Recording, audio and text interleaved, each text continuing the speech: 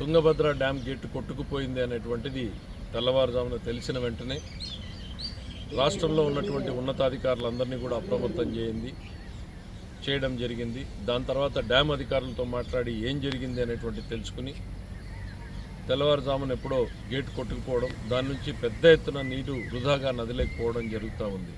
అనంతపురం, కర్నూలు జిల్లాలకి గుండెకాయ లాంటిది ఈ తుంగభద్ర డ్యామ్. దీన్ని నమ్ముకుని లక్షలాది మంది రైతులు మిరప పంటల్ని వేసినటువంటి పరిస్థితులు ఉన్నాయి. ఇవన్నింటినీ దృష్టిలో పెట్టుకుని సాధ్యమైనంత త్వరలోనే దీన్ని రెస్టోర్ చేయడానికి ప్రభుత్వం అన్ని చర్యలు తీసుకోవాలని చెప్పేసి ముఖ్యమంత్రి గారు ఆదేశించారు. అది ఆ డ్యామ్ అత్యంత పురాతనమైనటువంటి డ్యామ్ కావడంతో ఆ డిజైన్ అక్కడ స్టాప్ లాక్ గేట్ అరేంజ్మెంట్ కూడా అందులో డిజైన్ లేకపోవడం మనకు నష్టం కలిగించేటువంటి అంశం.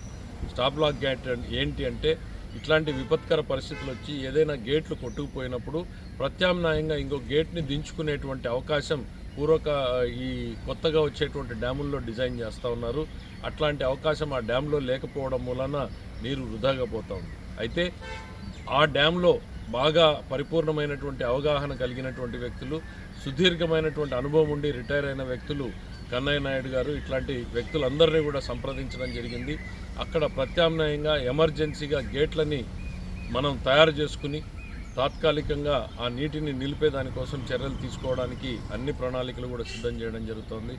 ఇంకా ఏమైనా ప్రత్యామ్నాయాలు ఉన్నాయా, రబ్బర్ డ్యాముల్ని తెచ్చి ఇమీడియట్గా అడ్డం పెట్టొచ్చా, ఇట్లాంటి ప్రత్యామ్నాయాల మీద కూడా ఉన్నతాధికారులు విజయవాడలో దాని మీద పనిచేస్తూ ఉన్నారు. ఏది ఏమైనా కూడా ఇది అత్యంత బాధాకరమైన అంశం.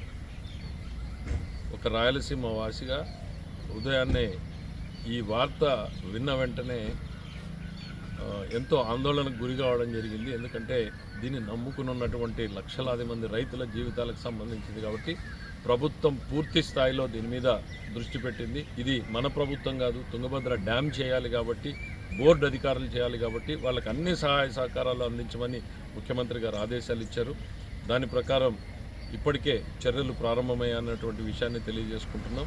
తప్పకుండా అక్కడికి ఎన్ని మార్గాలు ఉన్నాయో అన్ని మార్గాల్ని అన్వేషించి ఈ ప్రభుత్వం ఆ నీటిని వృధా కాకుండా ఆపేటువంటి ప్రయత్నం చేస్తుంది. ఇది ఇప్పటిదాకా ఉన్నటువంటి విషయాన్ని అందరితో పంచుకోవాలనుకుంటున్నాం. ఆందోళనకు గురి కావద్దండి, ప్రభుత్వం ఆ పనిలో ఉంది అనేటువంటి విషయాన్ని మీ అందరికీ కూడా తెలియజేస్తున్నాం.